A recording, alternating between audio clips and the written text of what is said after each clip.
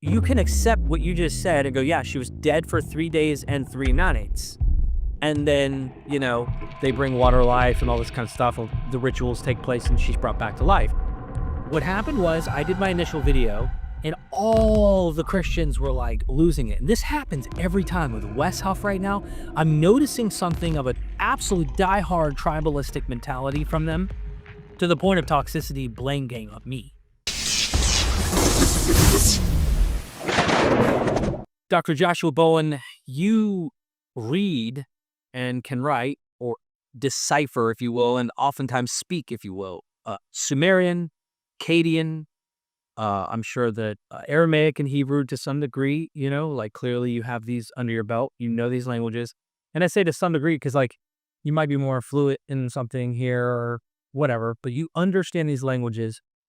Therefore, you're an expert when it comes to Assyriology. Mainly, you're an expert in these languages and these texts that we have discovered, their stories and things like that you like to explore. Now, I'm not saying you're an expert on every dynamic of that, of course, because there's specialists in each. But Inanna's descent, it's not only you, but Megan, who's an absolute gangster when it comes to Inanna.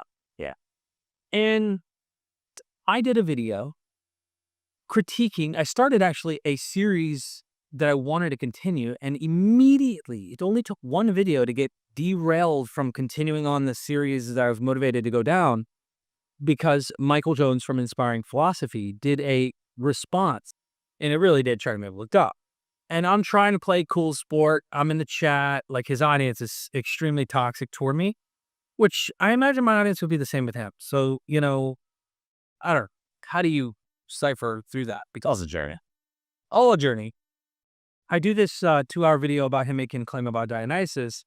And then he's like, oh, what? You don't want your audience to watch my whole video? Because there's a lot of context that they need to see. Like as if, this will educate them and show them why people in your crowd, Derek, that think you're on the right track with compared to mythology and things like that. And it debunks this notion. And I think he meant zeitgeist when he started his critique. But it turned out to be much more broadly tackling ideas that actually do, I think, have validity.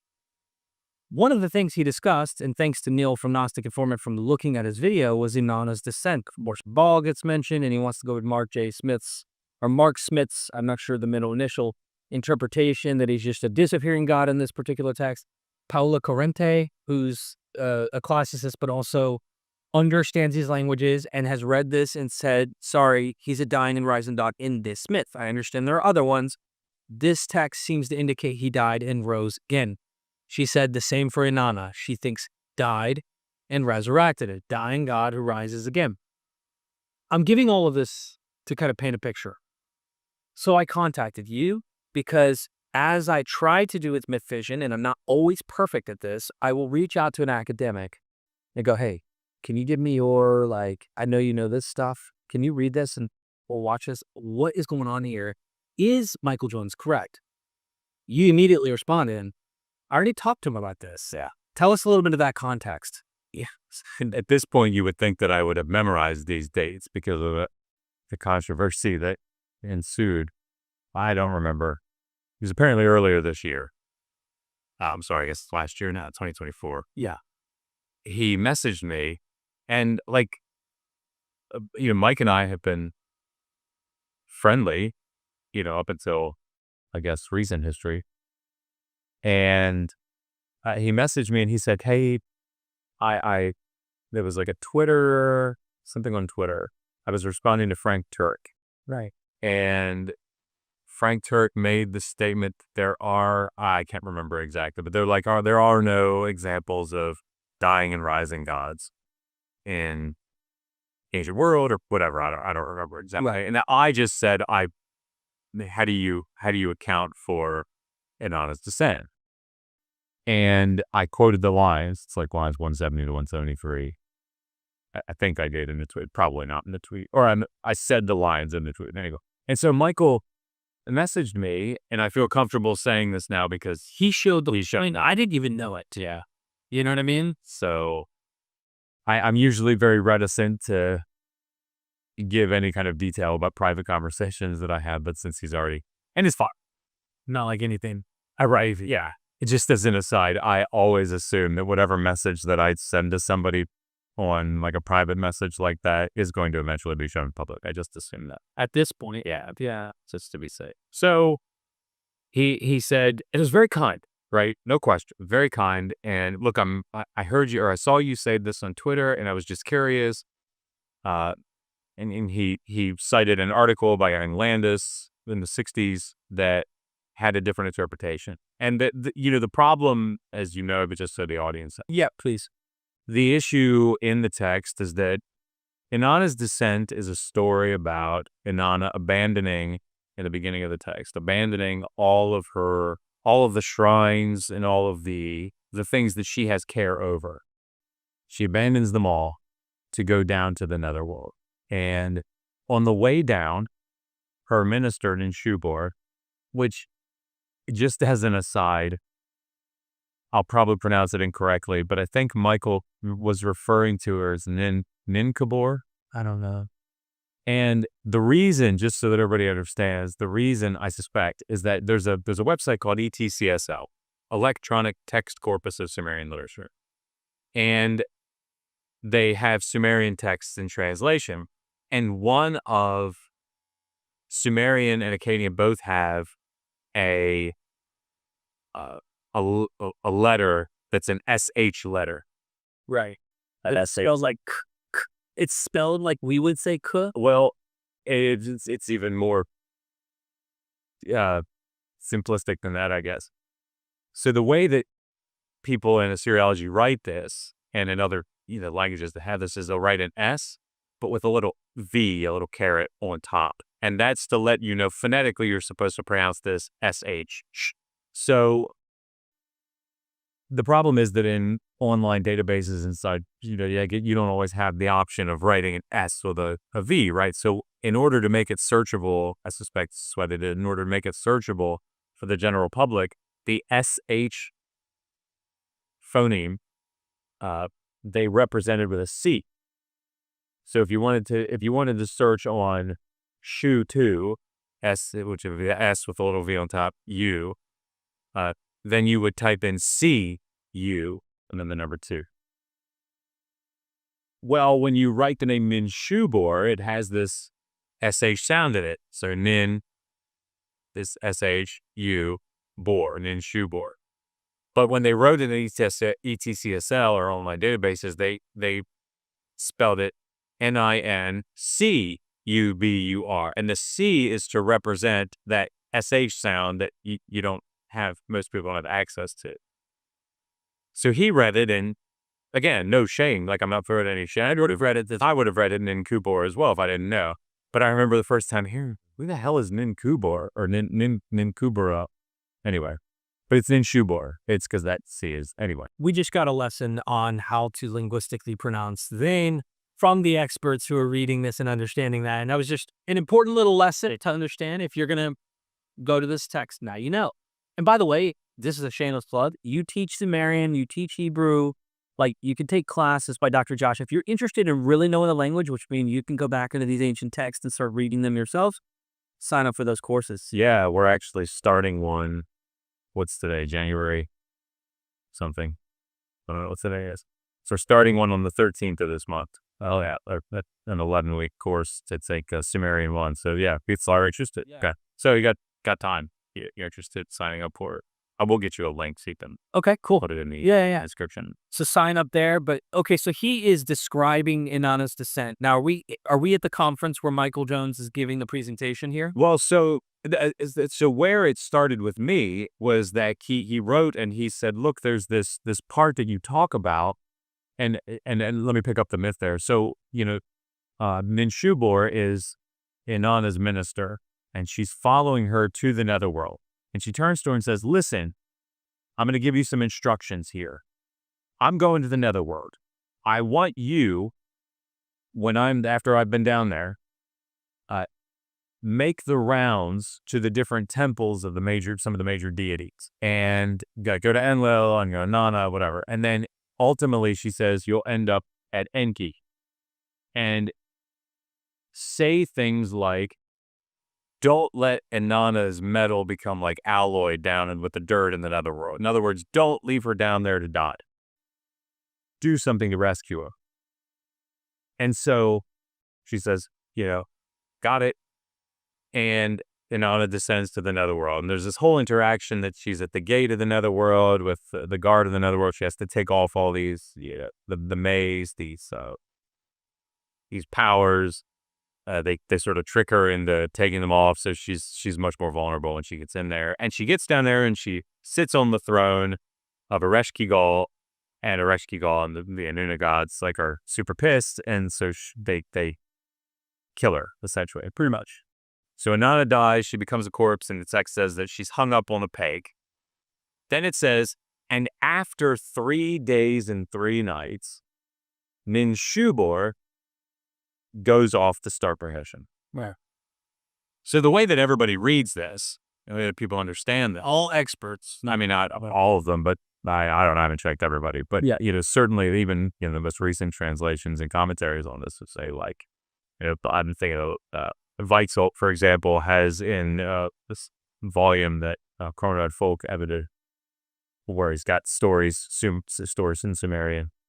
Weitzel has this translation and then says in a little comment or in his summary, after, so Inanna dies and she's hung on a peg, and then after 3 days and 3 nights, Ninshubor begins her rescue mission, I think is what he says in German. And so this is just sort of the way the text reads, right? It's sort of the at face value, if you read the text, that's what it looks like. And this happens, then this happens, then this happens, and then 3 days after this last thing happens, Which is when she's home. when she's on a whole peg, Ninshubor starts oration. Okay. So he messages me and says, Landis has this other interpretation in this article where he thinks that what it is it's not her being hung on the peg dead for 3 days and 3 nights, but it's how long it took her to go down into the underworld. That's right. The journey itself took 3 days and 3 nights. So I said, jokingly, curse you, Michael, for making me do this research. I've got stuff I'm doing. So, but anyway, I dove into the Sumerian. And just so anybody knows, when I throw you anything that is in your wheelhouse, dude, I am literally screwing up his schedule. It's he's going to figure it out. Man, I got to figure it out. So, and it was fun. It was a really good thing. And of course, I was just teasing him. I enjoyed that sort of thing. But I dug into the Sumerian, looked into the grammar and the syntax, looked at the lines. And I said, all right, look, here are, several examples of similar syntactical constructions, often using this exact same verbiage with this same verb and this same temporal construction with ta at the end of one. As in each of the cases, it really does seem like this happens, then this happens, then this happens, and then 3 days or a set period of time after this last thing happens, the next thing happens. It just seems like the way that I would read it. And so I messaged him back and said, this is what I've come to. I'd probably have to look at a whole bunch of examples of this grammatical construction with this temporal construction with ta in Sumerian, just more generally to confirm this. But this is how it reads to me. And it, at the end, I thought, this is kind of case closed on this. Well, yeah. So just so people understand, you're thinking, here I am. I know the language. Michael's asking sincerely so that he is not making a mistake. And you're thinking, okay, maybe at this point he may be satisfied or desire to go deeper, but he's persuaded maybe I should not go with the 1967 Landis interpretation and go with the more actual Assyriologist, because we did a little research on Landis. Probably a brilliant Bible scholar to some degree. I would imagine. Yeah, he has a lot of credentials. Trained by Albright. Yeah, this guy's legit bona fide Hebrew Bible scholar, but Hebrew is not Sumerian. And it was the 50s. Right. And so you're dealing with a period where we've got more material now. We've learned a lot more, and scholars are, beyond that. So not saying completely, you can still go back to this period and, of course, learn so much. The point I'm getting at is once you address that, you came to me when I asked you to watch this point on the video that he did in his conference, where he is this authority presenting an idea that's tackling all practical comparative mythology because Jesus is involved. Yeah. I don't think he'd ever do a presentation or it gave any interest. This is something about apologetics, I feel. If Jesus wasn't involved and we were just doing comparatives between Hinduism and various ancient Near Eastern mythologies and stuff, he wouldn't even care. It's because Jesus is in the mix. And for me, at this point in my journey and engaging with apologetics and being one myself at one point who was defending his versions of theology and stuff, the fact that Inanna gets brought up raises red flags for me to going, why is he picking Inanna? And I know that mythicist Richard Carrier has brought up that he defines crucifixion in a much more general sense. He doesn't take it as like Jew on a stick by Romans, okay, as exclusive, we're gonna kill him on a tree, that kind of thing. That he kind of looks at it as like these deaths, like looking at Prometheus being nailed to a rock or tied to a rock where he's being killed each day and an eagle comes down and eats his liver and it regenerates. Or Inanna, he thinks that's a crucifixion of some sort where Inanna is killed and hung up on something dead. I don't want to strawman him in his book, but he does that, right? So I think that's what Michael's reacting to because he is, in my opinion, trying to disassociate these myths from being even similar in any remote way so that it protects the validity and uniqueness of his particular worldview. And I don't get it in this case because Inanna's so way back here. I'm looking at New Testament. Maybe you can make some general parallels, but I don't know any way linguistically or any way for me to say the gospel authors borrowed from Inanna. So you can accept what you just said and go, yeah, she was dead for 3 days and 3 nights. And then, they bring water life and all this kind of stuff, or the rituals take place and she's brought back to life. I think it scares people to realize that other gods died and rose again. And I think this is the motivated reason behind trying to say it was 3 days that she went down, but she still comes back to life in the myth. The point is that 3-day kind of motif. We see that with Jonah. We see that with Jesus, which makes me want to dig and go, where did Jonah get this idea? Because I think that's what Landnez was trying to hint at. Yeah. Sorry for the ramble to make this point, but you thought, holy crap, I already told him this. Well, see, that's the thing. You sent me a link to a video. And by the way, this happens all the time. Yeah, with me and you and Kip and Skylar Friction. And like we send video clips to each other all the time. Like, have you seen this? What do you think about this? So I open up this link and it's just all like I just see Michael giving a presentation. So yeah, I've got a lot going on. The last thing on earth I do with any video that you send or anybody sends is like investigate it. No. Right? Yeah. See, by the way, it took you days before you got back to it. Yeah. And my assumption with this was like, okay, Michael just posted this video of him speaking at a conference. And so that's what that seemed to me was this just happened.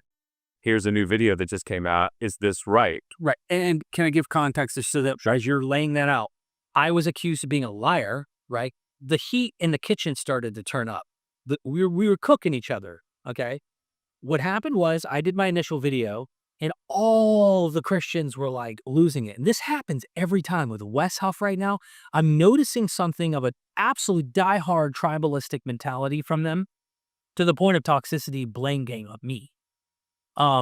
It's happening a lot to the point where I'm like getting a little bit more salty about how much more this kind of thing needs to be defeated. This mentality and this entire fundamentalism pertaining to apologetics needs to be defeated in my mind.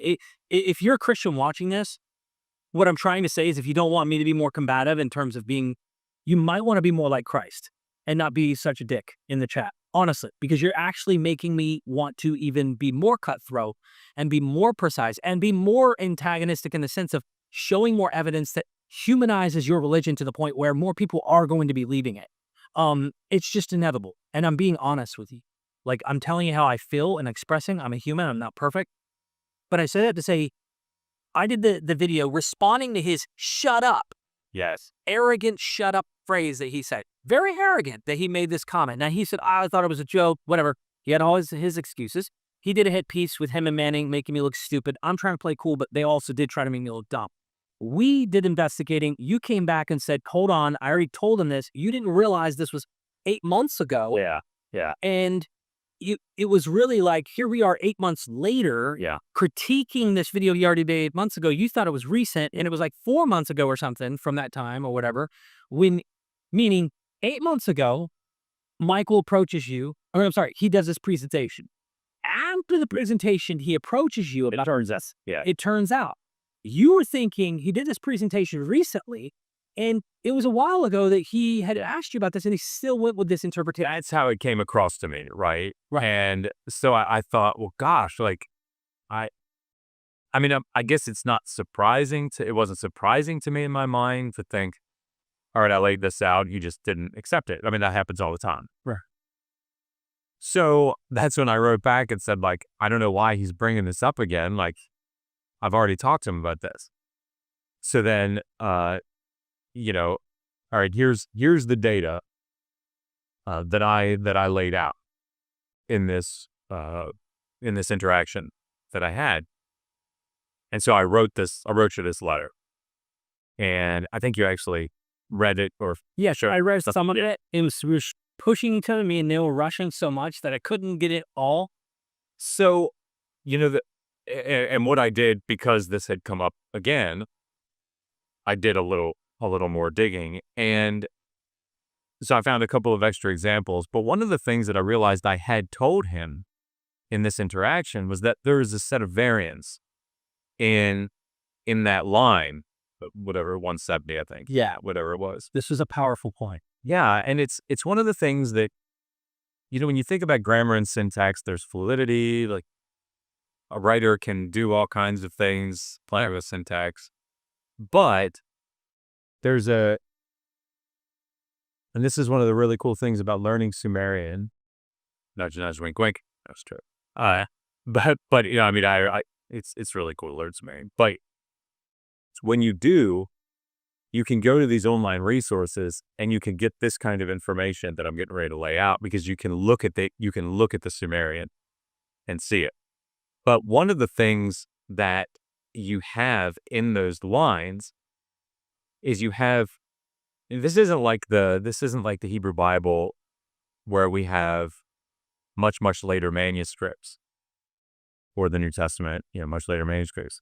These come from the Old Babylonian period. So when these texts were being copied as scribal exercises, we have the actual scribal exercises. Right. And so students are copying out these texts as scribal exercises, right? These literary texts. And so we have different tablets that have, just like with the Hebrew Bible, different variations. This line has a particular verb and this grammatical feature, but this other manuscript has a slightly different grammatical feature, or whatever. Right.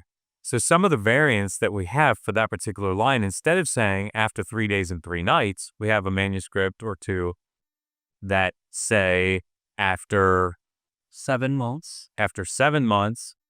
Another one, 7 years, 7 months, 7 days. That's right. 7 years, 7 months, 7 days. And then after certain amount of, like, it's broken years. Anyway, it's a much longer period of time, to the point even so years. Yeah. Which makes me personally, knowing how agricultural these societies were, makes me wonder if there was a famine at some point and people gave a general, I don't know. I'm just thinking out loud. But I think the point here for this discussion is, if you're going to make the argument that this X number of days, X number of nights, X period of time, whatever, refers to the travel, Yeah. Now you're having to say that there's some reasonable expectation that it took 7 years and 7 months and 7 days to reach to another world. Yeah. And that's not, that's going to be I think that's going to be a hard. Our variants to you help in assessing how the ancient reader and writer would have interpreted or understood this kind of text. So that kind of brings me back to, you super chatted me when me and Neil did a live stream after that, indicating like, hey, so there's so many layers here. Mike Jones did a video, I'm a liar or they are lying, right? Now, right. This is to save face, I think, from his audience, but he had 2 points. Yeah. and this is, and maybe it'd be good for me to from my perspective. Yeah. So I'm watching this because you told me like, hey, there's a response coming or something. Yeah. And so I'm watching part of it while I'm like baking something, and he says, essentially, I had this conversation with Dr. Josh after I did this presentation in the video that they're talking about. So I looked back at my messages and looked at the date, and then I pulled this video up and I look at the date and I was like, oh, well, that one's on me. Because the way that there's no way you could have anticipated or understood, or I didn't see your texts. I didn't know when these things happen. well, the way that I responded to it was, I have already talked to him about this, which there's no other way that I can think of to interpret that than I talked to him, Of course. and now he's giving this presentation after I've talked to him about this. So that's on me, right? So I remember I called you and like, I apologize, man. This is sorry. This is like, It happens. This is an accident that happened. But he made a mountain out of a molehill on that because he felt threatened, or reputation, or me and Neil had the assumption his motives were thinking he's fishing for an answer that he wants and didn't come to that conclusion. That's what we felt was happening. You could see why we had that interpretation. sure. But my issue here, though, the thing that I started to think as I watched part of this response was, wait, does that mean that Michael agrees with me? That's what I still don't get. So this is the thing. It'd be very humbling, and I would feel even much more like, okay, cool, we're getting somewhere. Michael's open-minded to change. If he really listened to a bona fide expert like you, who's also listening to other bona fide experts and is aware of what the bona fide experts in the field are saying on this particular thing, and he said, all right, you know what? I did change my mind. That would make me more wrong. If I'm going to paint a picture here, it would make me more wrong and going, you know what? We did jump the gun. Michael changed his mind when he talked to an expert. The sad and unfortunate thing is ever since the hit piece on me being a liar, me and Neil, being a liar that he did, and it, like, just to try to make us look terrible, I'm in the live chat trying to communicate, bring me on, dude, let's calm this thing down, like we'll be cool. Because I'm punching back, and he's punching me, and I'm punching him. Well, I walked away from that live stream going, okay, you only had two things you got me on. Two things. The chronology pertaining to this Inanna thing of when Josh and me and confusion, easily seen as a mistake. The other thing was a fault of my own. I didn't watch the whole live stream him and Manning did. So let me regather my thoughts here for a second. And that is, I'm in the chat. I'm trying to, calm down and understand what he's saying, because he's saying that, oh, I got them now, because he's like hyping his audience up. I got them now. The Inanna thing mistake, we're going to get to that in just a moment. Your point, emphasizing that for the viewer who doesn't get what just happened. But then also, I didn't watch the whole live stream with him and Manning like from beginning to end. And in there, he does correct himself. So I want everyone, the viewer who even saw this unfold, to think about what just happened. 8 months earlier, whatever the amount of time exactly it was, because that's from when I did the video, which might be 9 months, not 10 months, I don't know. He makes the statement, it comes from a 3rd century text, shut up. Okay. About Achilles Tatius, which he didn't even mention the source in the initial thing, that Dionysus turns water into wine. I made my video in the dark, not knowing the source, but started checking Dionysus. He could do it yourself and find out how many miracle wine stuff that happens beforehand, and how some of these myths get so close to literally practically saying the water is being transformed. The actual water is changing into wine. And in cases like Pliny's, it's changing back into water even. It's very obvious what's happening, but like they need it to say that it changed. And it's so their expectation is over the top of what they need. Long story short, in that live stream, what I missed when I capitalized on him not getting the correct dating of the source, I emphasize he just doesn't even know the dating of the source. He later corrects himself, must have looked it up while they're on the live and went, I'm sorry, actually the text is 2nd century, now 3rd century. So you've let the audience originally is left in the dark, thinking that Dionysus only turns water and wine. An additional 100 years later, after Jesus, indicating, don't even think Dionysus has any influence on Jesus, which is absurd to me at this point in my research. And several academics that I've talked to, maybe I'll bring up a few examples with you to get your personal opinion about what it sounds like. Now, he gets me on this and says, I did correct myself. You're correct, Mike. I should have thoroughly listened to everything you said. You corrected yourself 8 to 10 months later. Yeah, I mean, I have thoughts on that, But he also made the error when I asked him in the super chat when he said 3rd century again. Then sometime after I saw that answer, he then corrected himself, maybe a minute or two. I don't know, but I didn't watch all that. I just saw him answer again, 3rd century, and thought, man. So if I put myself in that position, if I'm speaking and I say,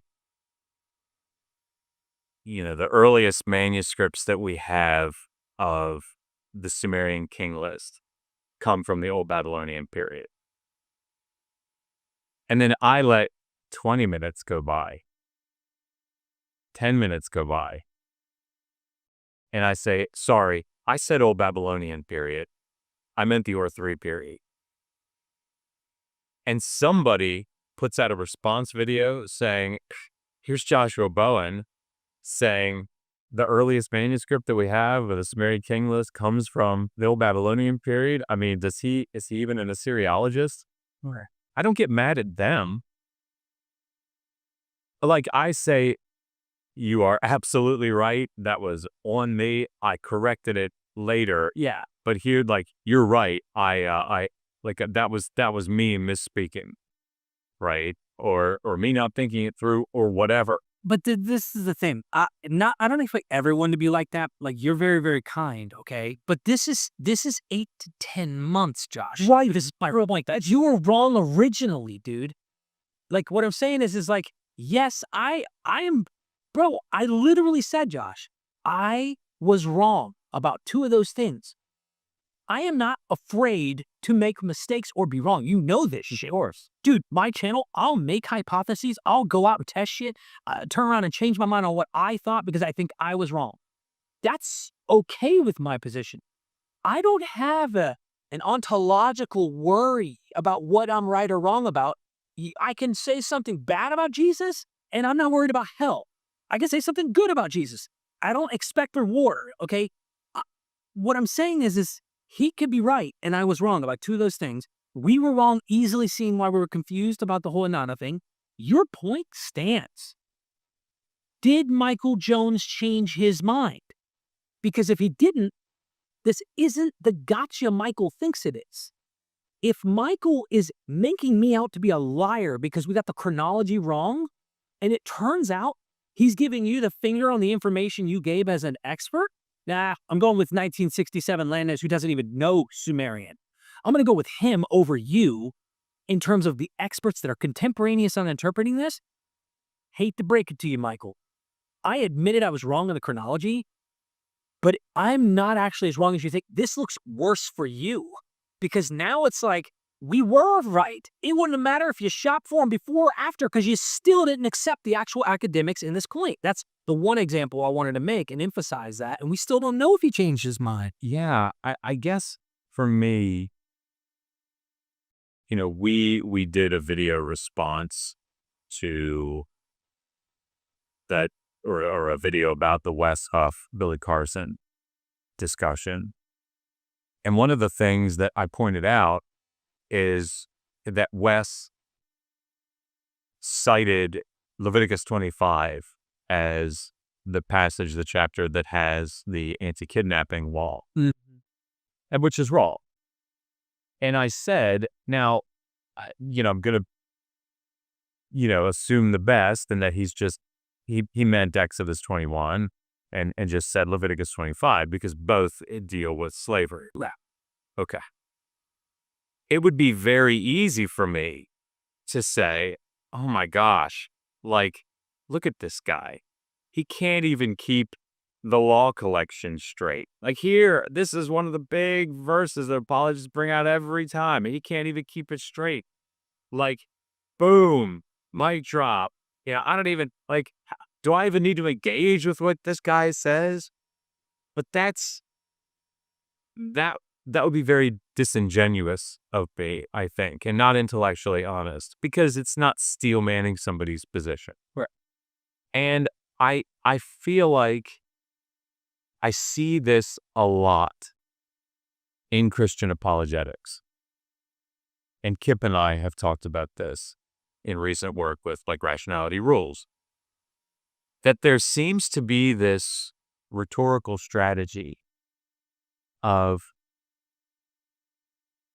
honing in on something, some misstep, something that they got wrong, whatever it is, and making that the focal point of the discussion.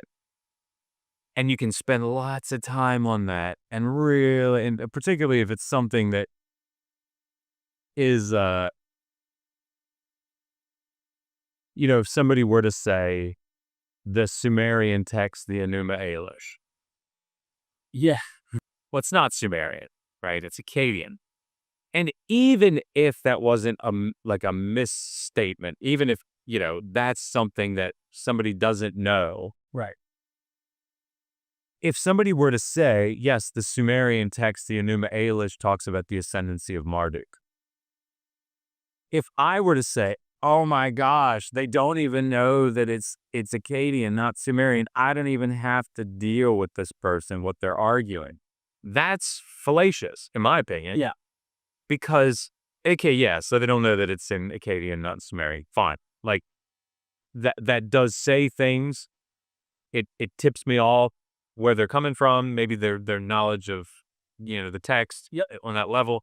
But what is it that they're arguing? Right. And if I'm trying to actually engage with what the person is saying, focusing in on this little thing. And it's distracting. That's right. So you're let's get back to Wes, as you brought this point about man stilling. The way I would paint what I feel Michael Jones did in a way is no myth or no story. There's no miracle of water to wine by Dionysus before the 3rd century AD. Wrong text, man's stilling. It means no slavery, you're stilling men. Notice how it's not just the wrong text, but the utilization of what he used it for had zero impact and nothing to do with slavery in the sense that what we were discussing. It had nothing to do with what Billy and him were doing, because the context is you can't steal people that, free people or even other people's slaves. You'll be put to death if you're doing that kind of illegal activity. You could own people. You can have chattel slaves. You can have sex slaves. You can have this and that.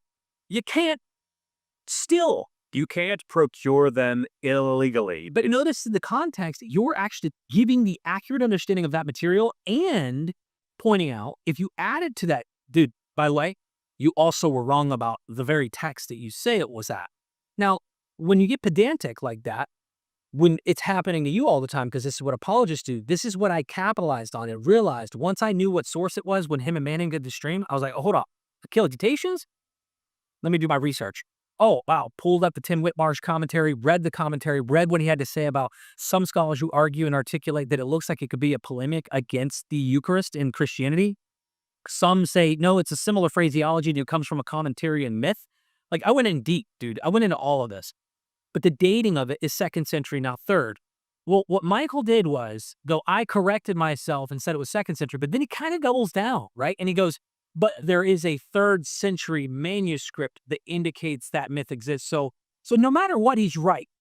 He's right if he's wrong, and he's never wrong.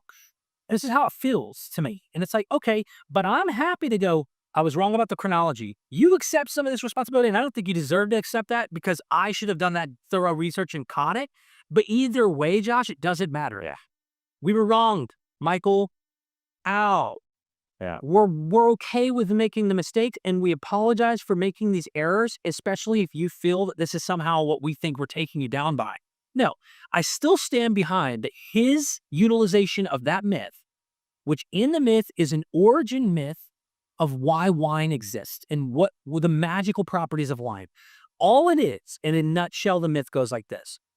There's a shepherd in Tyre that Dionysus approaches, and it says at that time in history, it's pretty much indicating in history, man drank the same drink as oxen, water. It's all they had.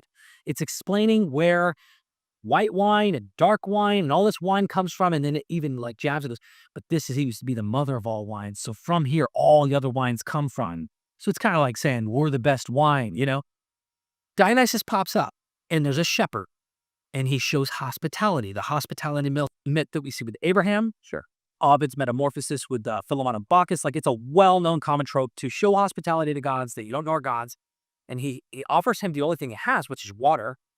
And as they're drinking, or it doesn't even get into the nuts and bolts of this kind of detail, Michael says this is a water into wine myth according to his standards. Okay, we can get pedantic here, but it doesn't actually say in the cup that was water that he handed him, now it's wine. It just says there was water. He ends up sharing a cup, kind of like, hey, we're sharing a cup, and he starts drinking it. Where did you get this purple water from? That's what it said. It doesn't give enough context to know like the mechanics of what happened and the transformation and where or when. It doesn't do any of that. But he grants it. He's okay with granting it, Josh. And I know exactly why. Call me the mind reader and psychoanalyzer all you want. I don't give a shit. It's after Jesus. It's okay if it's after Jesus. But if the scholars are right that this myth is riffing into the vein of water and wine myths that Jesus performed in John 2, why do you write a myth if it's not in a similar category of genre and tying into a known myth that we find in the Gospels? And why does the myth found in the Gospels also tie into a festival of myths that we find in Dionysus, where empty bronze vases are filled with wine by the god's presence? He comes and the miracle happens. Give me these other myths that are similar to this. There aren't in it. This gets into the nuts and bolts of this, man, and we have no problem being wrong. Yeah. If we're mistaken, we're mistaken. But dude, he literally almost wanted to make sure he distanced himself from me by just saying, you could have called me or texted me, he said. But when he did his hit piece with Manning, all he did was write me and say, I have a magic trick, because my initial documentary goes, what kind of magic trick are they going to pull? I have a magic trick. He doesn't tell me what he's about to do. He doesn't say, hey, I'm going to make you look like shit for 2 hours or an hour and a half with Manning and make you look like you don't know what you're talking about at all. No, he doesn't do that. So I'm like, all right, well, what kind of hit piece is he going to do? And he did his hit piece. Was I supposed to text Michael and go, hey, Michael, I've got a magic trick up my sleeve? Right. Or was I supposed to text him and reveal my cards and go, hey, Michael, let me see something here. Let me see. Joshua Bowen, I kind of went with the flow of thinking Josh was recognizing that you had already talked to him about this. This was my magic trick to say, dude, you're searching and it still turns out you haven't changed your mind? It's not a gotcha to me. Yeah, I mean, it's so many things going through my head. Like, there's a difference here, I think, between if we're talking about how we engage socially with people that we consider to be friends and how we're engaging in a platform that, like, the context or the realm of ideas. I think we were friendly.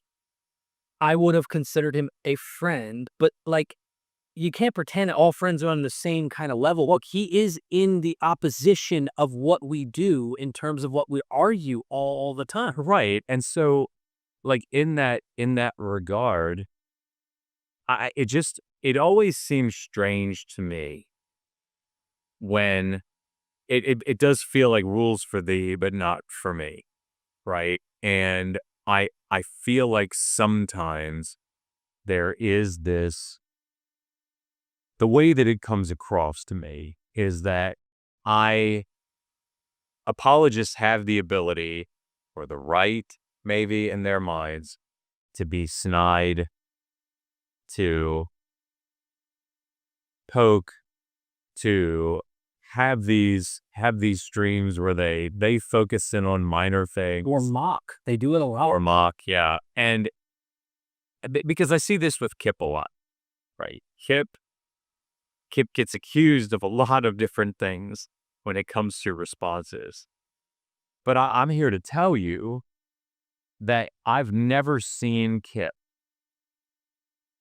do a stream where he focuses in on some little misstep And makes that the whole. and makes that the whole stream. Instead, like, we generate these lengthy scripts together where, granted, we sort of like divide things up. Yeah. And in the script, it'll be like his stuff changes to purple, my stuff changes to pink or whatever. And we sit there and we research our own sections. And so maybe he's going to work on the stuff about Jericho here, and I'm going to work on the stuff about I or whatever. And then, but what my point is that it's all about the data and all about how that data fits into a broader interpretive framework and if it can effectively. And so, yeah, I feel like sometimes this sort of fixation on missteps, they did it with him on the casemate walls, which turned out to be its own very strange thing. But, hyper fixating on the fact that he called an early Bronze Age wall casemate when in reality it was just a double wall. Well, you could use that if once you see multiple errors, it's worth pointing that out. Like if all you had was that, oh, you made a misstep here, don't waste your time. It's like what I said recently with Wes Huff's response to Neil. Look, I want to grant everybody the best intentions. It's hard to do that sometimes when competitiveness, I think sometimes people lie for God. Like I really do think some people are willing to do whatever to make sure that their castle doesn't fall. I know that because I was motivated in reasoning as a Christian to try to make it all make sense no matter what, to avoid any potential Achilles heel to my faith. So you do what you got to do. Wes Huff did the hit piece, and it's almost like Christians viewing this because what happened, context, he responds to Neil. This is before he got famous from the Billy Carson thing. So he's trying to ride Neil's wave for the Christian audience. I'm saying this and being pedantic because they go, you guys are trying to ride Wes's wave. Wes rode Billy's, okay? Billy was riding Rogan's, okay? And like probably various other people that are also out there, Graham Hancock and stuff like that. He's riding their kind of waves and stuff. Everybody's riding waves, dude. Get over it. Quit acting like this is some gotcha. But when he did a response to Neil, he only responded to a short on Danny Jones' podcast. He says he didn't see the whole Danny Jones thing. Maybe he didn't. I have a hard time believing that he did not watch that. That's my personal interpretation. I'm being not gracious here in that respect. But he responds to this short, which would make sense of why he is wrong in his critique of Neil. Now, whether if that's all he watched or not, he's still responsible for making a hit piece, responding to Neil and not getting the whole context because you stepped on the wrong people's toes, okay? If you did this to someone else who didn't know what they're talking about or aren't really interested in the facts and primary sources and scholarship, you get away with this kind of stuff because what are they going to do? And with us, nice try. Right. We're going to catch it. And if all he did was get a small thing wrong, okay, he made huge errors. And Neil caught that. And Neil's not playing with you. You play that game with Neil and Neil's going to come at you, right? He realized that, took the video down. We didn't ask him to take it down. He did it maybe thinking, look, I made mistakes. Cool, whatever. We don't care whether he did or didn't. We had our video up to respond to that. I'm saying all that to kind of echo what you're trying to describe here.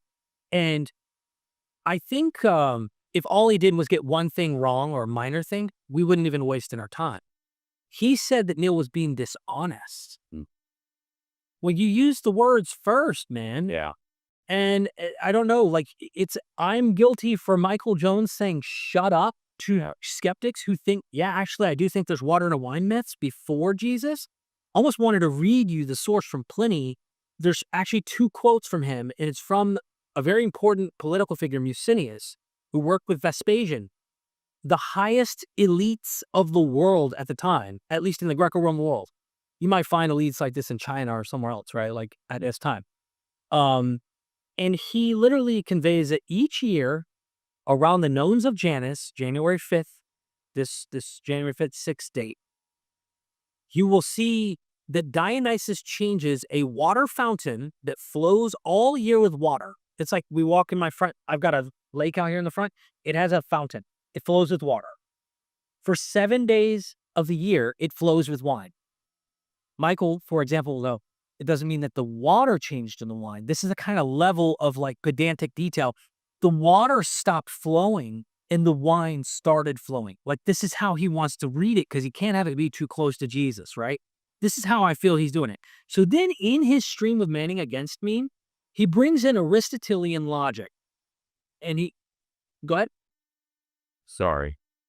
So that I understand. The argument is, and this is not my field, so of course, but just as it sounds to my ear, so you're saying that the argument then is that you have water in the fountain. It's flowing. And at a particular time, the god comes in and removes the water and then dunks in ostensibly wine. It doesn't say that. Right, but I mean, is that the idea? Right. Well, there's several ideas we could play with. But sorry. Yeah, go ahead. I'm just trying to understand. That's the apologetic argument that the deity doesn't change the water into wine. Yes, exactly the argument. So the Nile, I guess, the water was removed from the Nile and then God dumped blood in. Right. Okay, No, not in that case. No. In the Bible's case, it's okay if the water changed to blood, okay? Or the water changed to wine. That's okay with God, the true God. But in our God, the case we're making with this God, no. I mean, look, maybe there's something in the Greek that I don't, Of course. I spoke to classicists on this, and they agree with what I'm trying to get. What? I know, it's unfortunate that I get agreement from experts in this area about things they study. I understand. Because you know why I agree with them? Because I listen to them. I'm not the one making this up. Yeah, well, I think it's important that I'm like aligning myself with people who know this stuff, and I'm not the one just coming up with it. Just making that clear. So when I ask the expert, okay, hold on, Pliny describes this fountain, or it's either a spring or fountain, and I'll get these mixed because there's so many of these stories before Jesus. It's ridiculous, Josh. Some of the stories have 3 empty bronze cauldrons that end up getting filled with wine miraculously after they seal up the temple and seal up the jars. They're giant water basins. They're bronze. They seal up the temple, and the priest will show the city, look, there's no way to get in this place. So how, when we open in the morning, are they full of wine? Now, this is just one example, right? The God they believe, his epiphany, his manifestation, his presence comes. When he comes, wine miracle happens, okay? Which is a signal that this person is a god. Mm. If the transformation of empty air into wine or water into wine happens, this is an indicator for those who know the stories that it's a God and he has power. Why do you think Jesus changes water into wine? It's so fundamentally obvious because they're showing he's a God. I thought it was because he was really nice and wanted people to have wine. He was. In that story, in fact, they were already drunk in John chapter 2, and this is important because this plays into the context of Dionysus. They're drunk, and then he produces the wine miracle, allowing them to even become more. He brings the gift of wine. In John chapter 1, when it's talking about the Logos, and it goes down to the Logos became flesh and stuff, in the Greek, it says grace on grace in English translation, but it means gift after gift. He's a gift-giving donor deity who brings gifts. And so this is what Dionysus does.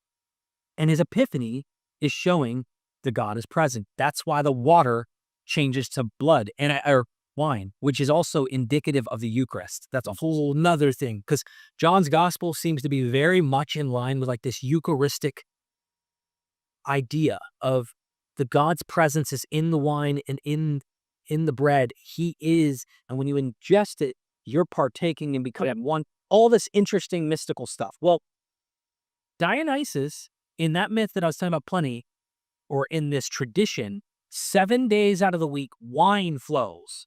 It doesn't tell us exactly how the water, which flow year in and year out, now wine.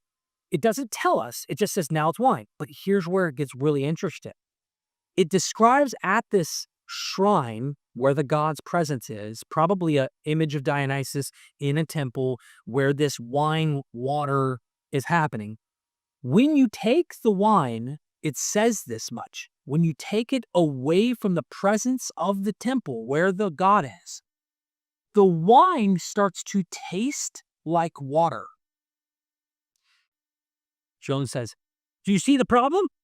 And his face, he's scrambling while I'm reading the source. He's like, on his live stream with Manny. And then I don't want to tell the audience. I want them to be sheep. He's literally doing this like this. And he's like, "Do you see the problem? Comment if you see the problem." Like, he's like coaching them. Like, you see it, right? You see it because like you're on my team, right? You see what I'm saying? Like, that's how he's coaching them without realizing you're literally doing the thing you're saying you're trying not to get people to do. And then someone comments, "That's not water into wine." See, that's right, Nathan, or whatever the guy's name was. That's not water into wine. And I'm thinking to myself, so he pulls up this chart of Aristotle and how substances and accidents, he gives this lesson of how substance and accidents. You, Josh, let's say, is a substance, Joshua Bowen.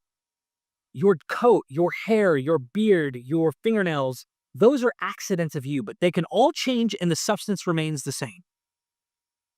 So then he makes this comment that just shocked me to my core.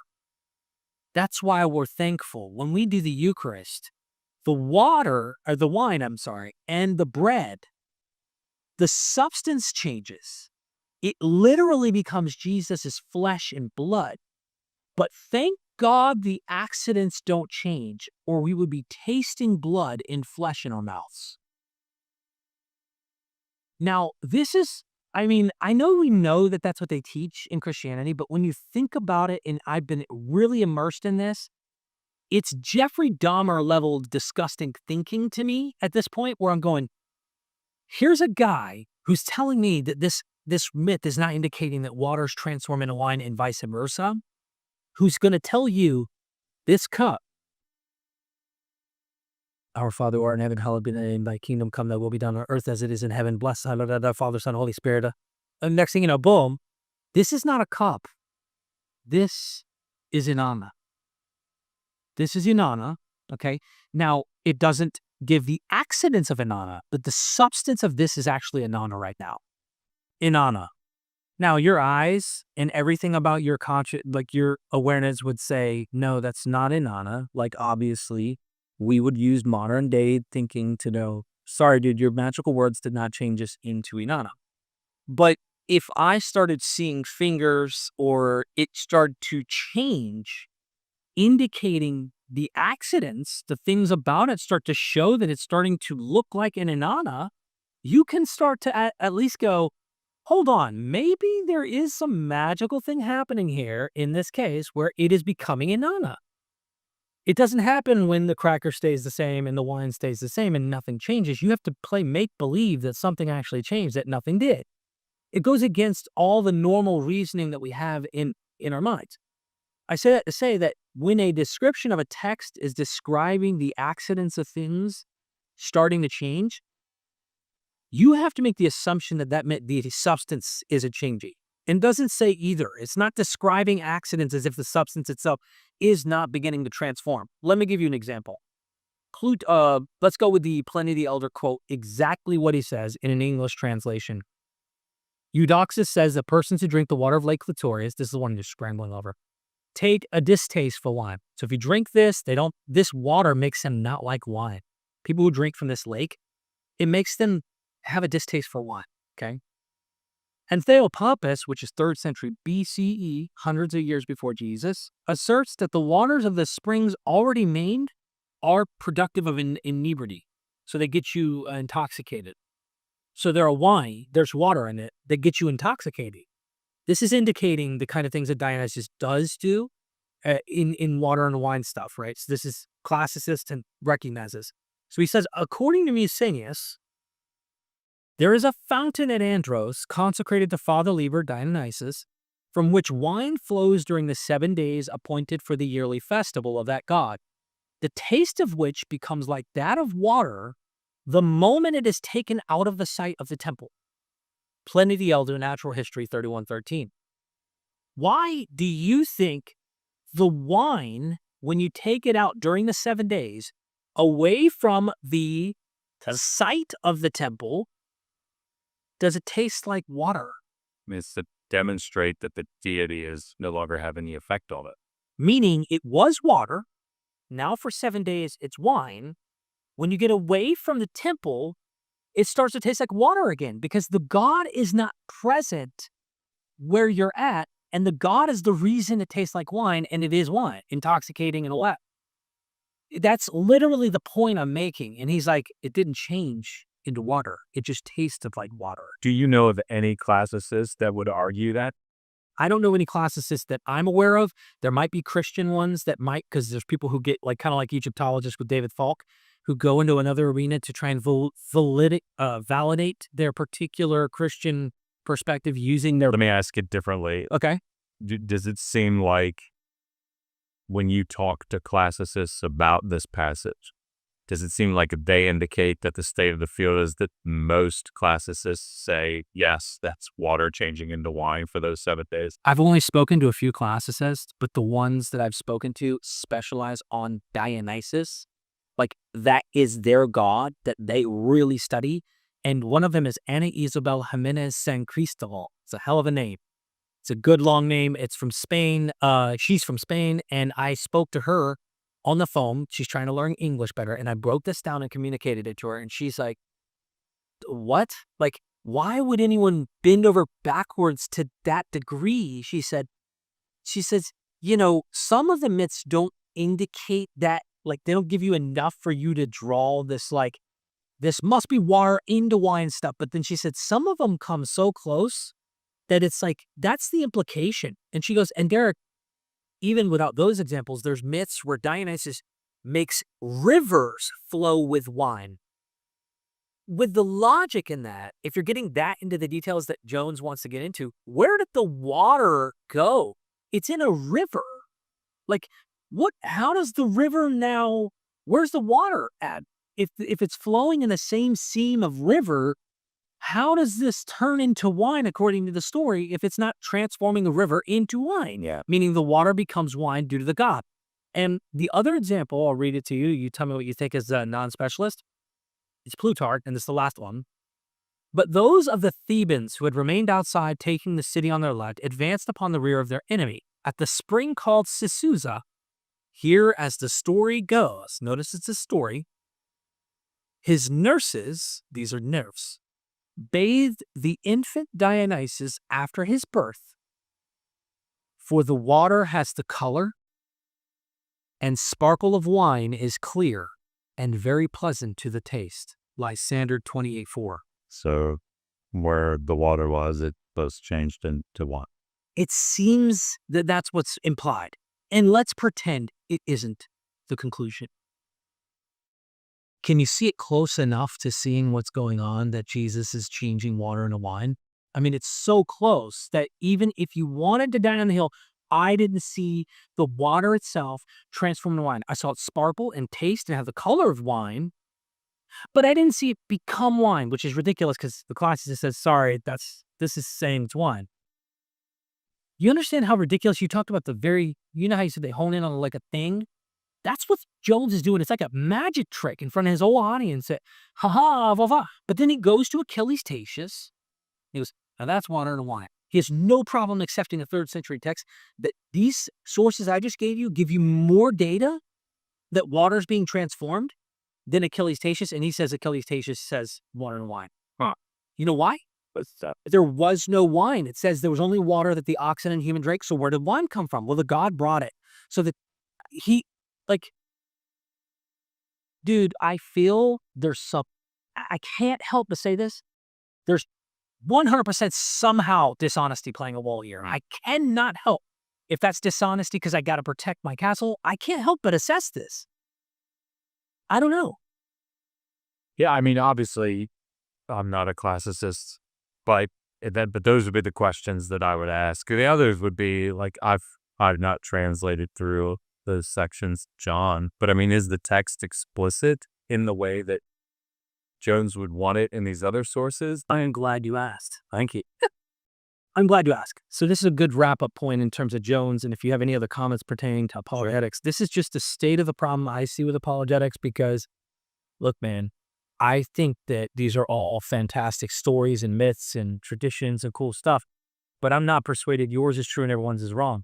So John chapter 2, I'm going to read you what I could do if I were trying my best, like Jones is doing, to make things different so that it doesn't work. Okay. All right. We know on the third day of the wedding in Cana, this is John chapter 2. It's the first miracle Jesus performs. His mother said to the servants, because they ran out of wine, whatever he says to you, do it. I'm just skipping ahead to verse 6. Now there were, and this is the point, now there were set there 6 water pots of stone. 6. Remember now, Aristotle, Theopompus, Pausanias, all 3 of these sources, I know them by heart at this point, which sources at least. I can't memorize each of theirs. It's not identical, but it's the same myth that 3 water pots of bronze and their water, this is the thing that I don't even know if Jones knew this going into this. These water basins are for water ritual purification. In the Greek myth, oftentimes they were used at weddings. I'm not even kidding you. I found one online that is literally got Ariadne and Dionysus married, a marriage water basin that has the god on it with his wife, Ariadne, and it's bronze, and it was one of these kind of bronze vessels that they use, right? So this is a really interesting point. It says 6 water pots. The Greek myth, 3. Bronze in the Greek, stone in the Jewish one. Of course it's going to be stone. They don't use bronze. They're Jews, right? All right. According to the manner of purification of the Jews, because they did that was how they did go bronze. They were doing stone, and it's water purification. So these 6 pots are for water purification. They're not for wine. They're for water in Jesus' case, containing 20 or 30 gallons apiece. That's how big they are. They can hold that much. Jesus said to them, catch this, fill the water pots with water. Pause. They're empty. Before Jesus tells them to fill them with water, they're empty, just like the other ones are empty in the Dionysus one. Okay. The difference is Dionysus ones, they never say add water to them and then the next morning, wine. They're just empty the whole time until wine's filled the next morning. Now here's where it gets interesting. Jesus tells them to fill the water pots with water, and they fill them up to the brim. I want you to catch my trick. I'm going to pull an apologetic to show you how stupid this whole thing is. You ready? And he said to them, draw out some now and take it to the master of the feast. And they took it when the master of the feast had tasted the water that was made wine and did not know where it came from. But the servants who had drawn the water knew. The master of the feast called the bridegroom, and he said to them, every man at the beginning sets out the good wine. And when the guests have been drunk, well drunk, then the inferior. You have kept the good wine until now. I want you to go up with me. Catch the trick I'm about to do, but I'm telling you I'm about to do the trick. Okay. I am letting the audience know. Watch what I'm doing. Verse 7, Jesus said to them, fill the water pots with water. Now here's the deal. How do we know they filled them with water pots with water? What if they filled them with wine? Let's play a game here, right? Jesus didn't fill them. Someone else did. What if they accidentally filled these with wine instead of water? And then when they pulled them out, and it just so happened to be wine. I'm being stupid here on purpose. Sure. Now let's go a little further, right? It says, and they filled them up to the brim. And he said to them, draw out some now and take it to the master. And they took it to the master. If I wanted to be pedantic and like really go, well, Jesus didn't have his hands on the process.